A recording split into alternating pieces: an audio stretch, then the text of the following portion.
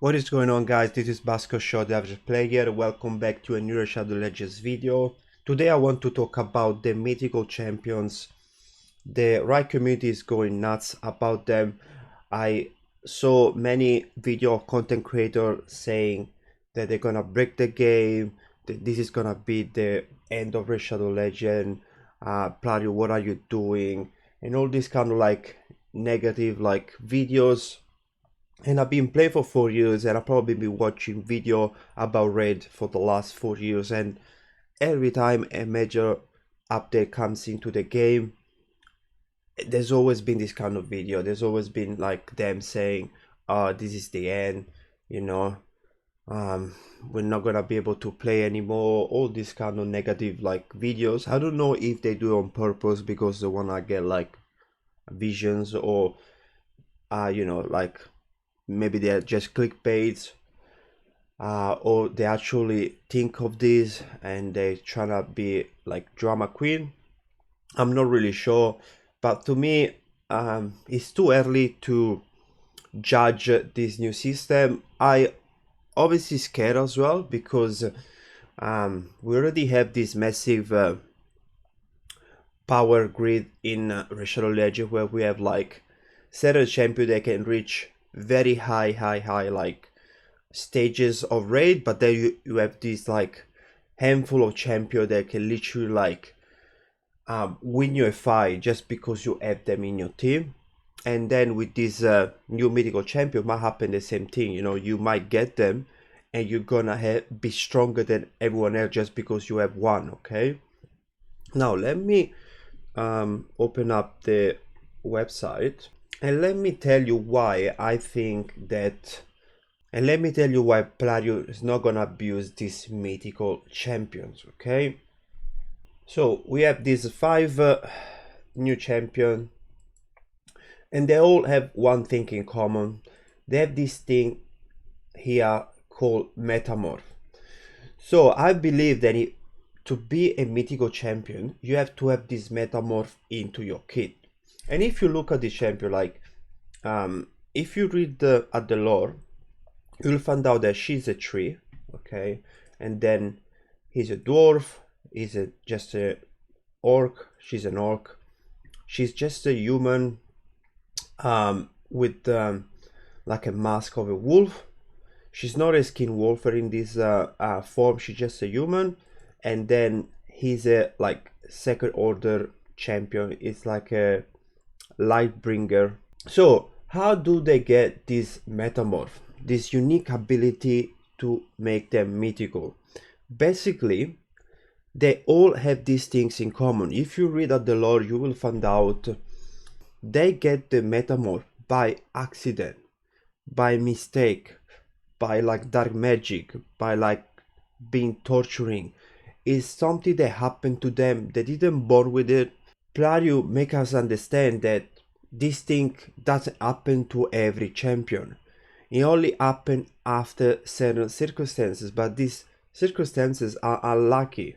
Because, for example, I think he was dead, and they this group of Nephilists, they insert a demon spawn soul inside him. Okay, he didn't want that because I think he was dead. It was like a corpse. Okay, and they just put it inside, and then eventually they make him like come back to life, and that's why he is able to transform into this demon. So this champion should be half sacred order, half demon spawn, but it's considered just as a sacred order champion. Okay, now this one here, she got cursed by a skinwalker wolf.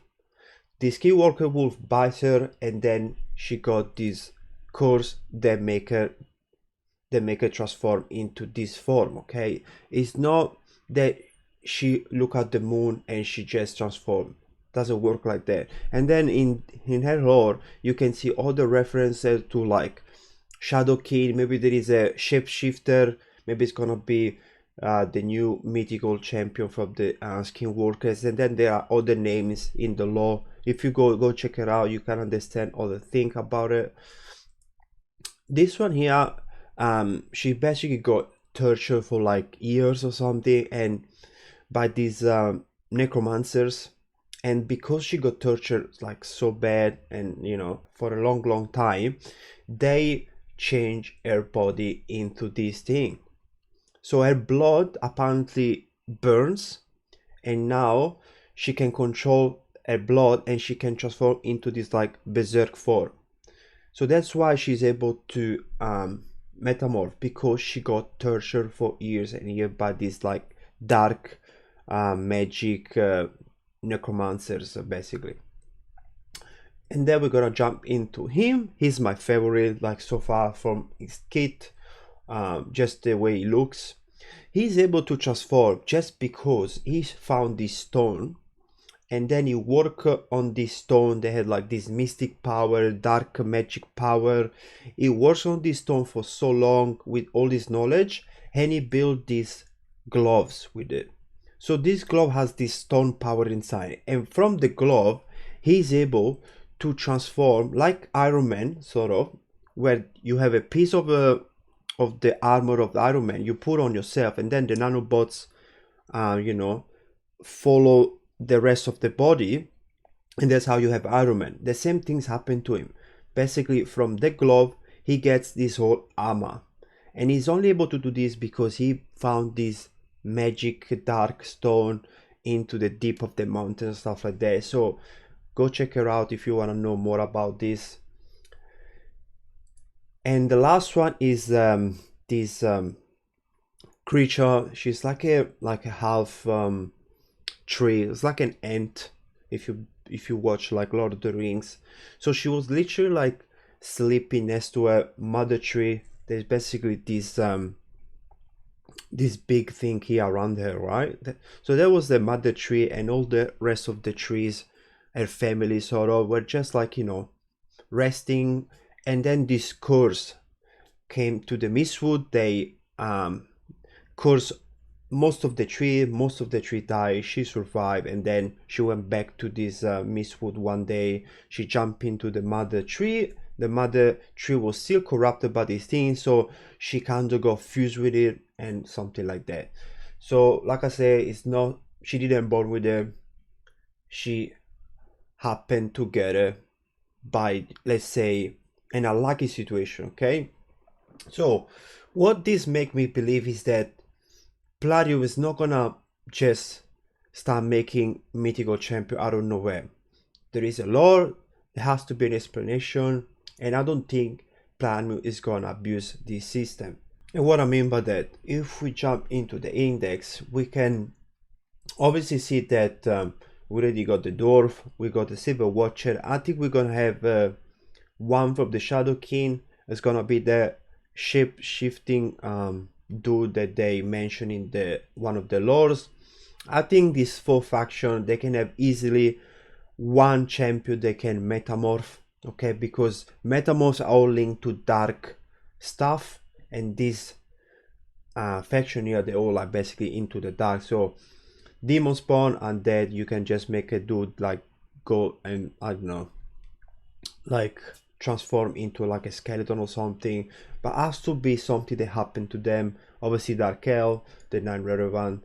And then we got the orc, she's already there. I think they're gonna do a similar thing with the Ogryn tribe, where this Ogryn is like corrupted as well, or they do experiment on his body, and eventually he get the metamorph as well.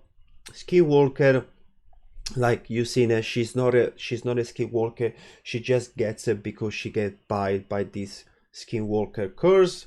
Lizardman, I believe they're gonna do something where you have this, I don't know, one of the lizardmen that looks like Krisk with a shell, and maybe because she get this dark power as well, maybe it's gonna be like a butterfly and then go back to like be a caterpillar or something like that. So I wouldn't be surprised if they do one for the lizardman. Looks like a faction that is ready to have one of them as well. But then this faction here, I'm not really sure how Pride is gonna do it, because the Sacred Order dude is basically has a demon spawn soul inside him.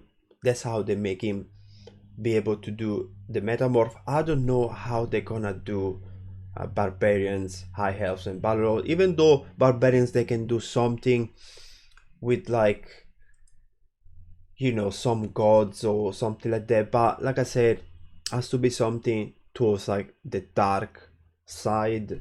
And I don't even know how they're gonna do this high elves and battle lords. Maybe the high elves will have something that, you know, is a high health, and then the meta voice is dark health, but it's still considered high health champions. And I'm not sure about the banner lords, because you can't just get a champion like, you know, Septimus, like a normal human with the armor, and just give me like an option metamorph, and then it's gonna be like a big ass dude with a big armor place. That doesn't work like that. It has to have a meaning, a reason. So we will see about that. It probably might be Bannerlord is gonna be connected to the undead lords. Maybe it's gonna be someone that die, and then that's his metamorph or something like that.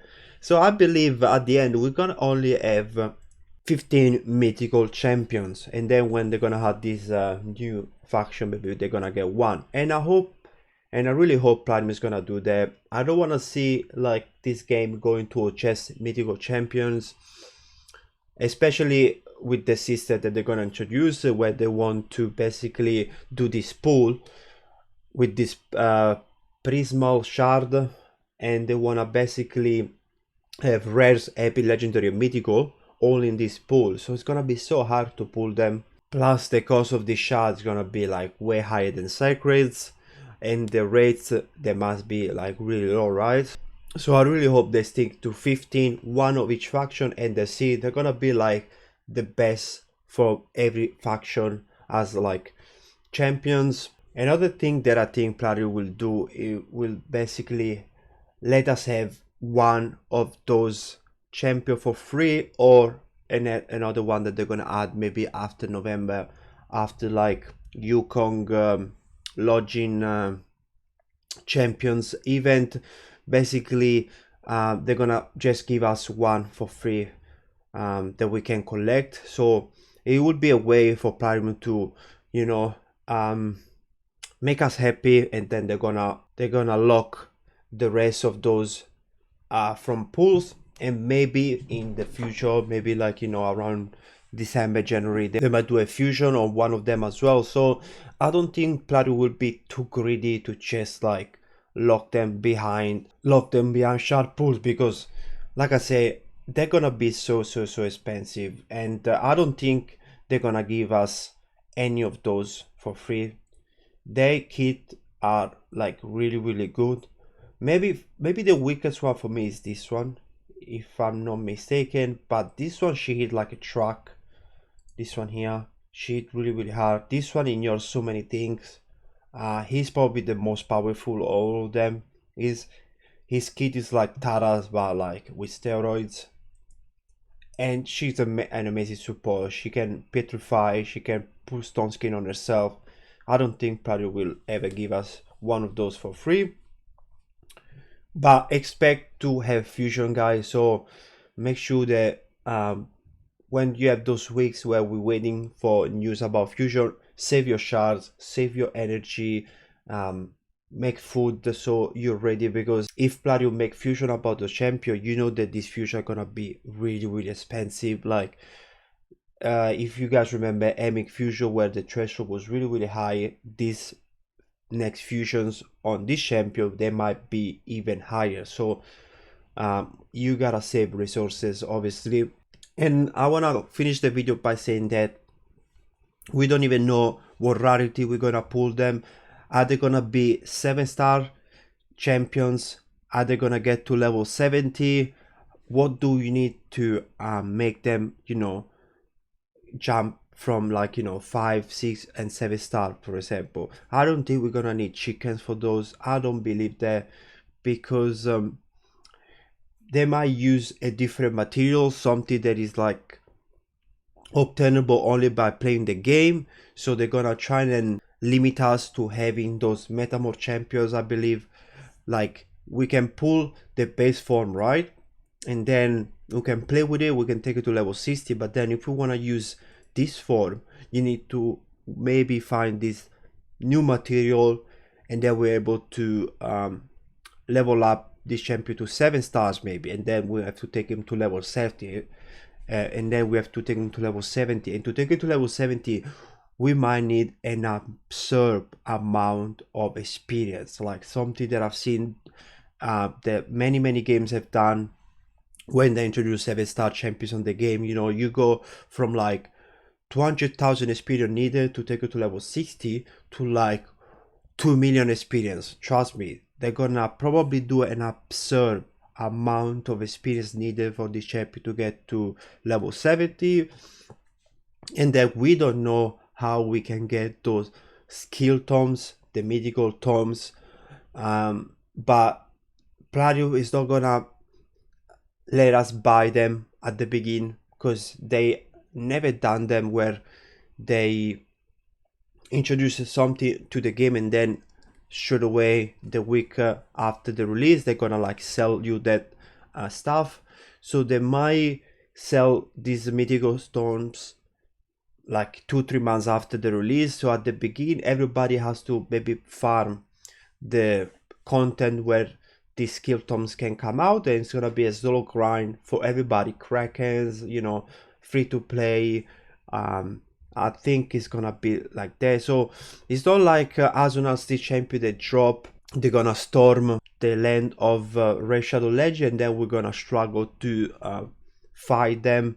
At the end of the day, we're only gonna have massive issue when it comes to like classic arena for Platinum push and maybe live arena. If you see them in tag arena, just avoid the team.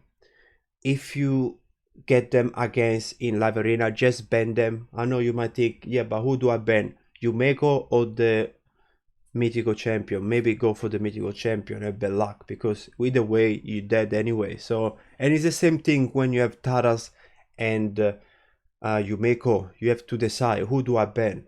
If you ban Yumeko, you might die for Taras. If you ban Taras, you might not do anything and die anyway. So it's already like that, the game.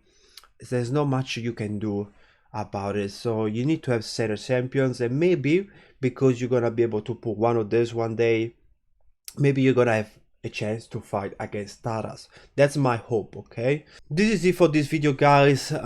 We'll just have to wait one more day, because Platinum said that the 5th of September something huge is coming. So I don't know if it's gonna be this champion, it's gonna be maybe the new content, the Great Void. I'm not sure. We will see. Hopefully it's gonna be a good one. I really hope. And I'm probably gonna see you in a video tomorrow with this massive news. In the meantime, stay safe, enjoy play ride, and be well. Peace.